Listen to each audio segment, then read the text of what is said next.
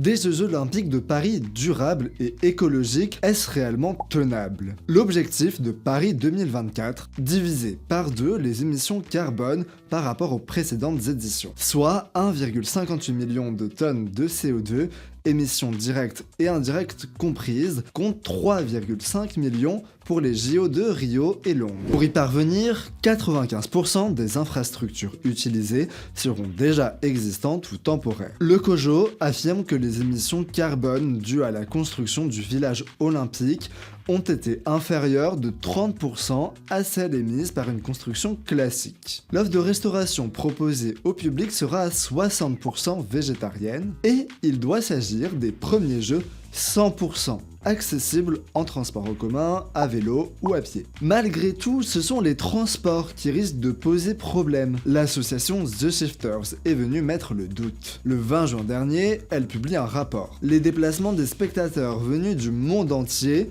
devraient générer 1,2 million de tonnes d'émissions équivalent CO2, soit plus des 2/3 du budget carbone prévu, ce qui rendrait impossible à atteindre, selon l'association, l'objectif des 1,58 millions de tonnes de rejet d'émissions équivalent CO2. Niveau biodiversité. Au sein du village olympique, 6 hectares d'espaces verts et la plantation de 9000 arbres et arbustes ont été prévus. Mais ce sont 6,5 hectares de terre qui ont été artificialisés pour la construction du village des médias. Alors, s'il est prévu de revégétaliser ailleurs, le collectif de défense de ces espaces verts rétorque que des jardins cultivés et arborés quasiment centenaires ne se déplacent pas et que la compensation implique une perte irrémédiable de biodiversité et de qualité du sol. Enfin, pour l'énergie, le partenaire des Jeux, EDF, fait la promesse de fournir 100% d'énergie renouvelable. Pour atteindre l'objectif, 6 parcs éoliens et 2 parcs photovoltaïques répartis dans l'Hexagone seront exploités. 4600 m² de panneaux solaires fourniront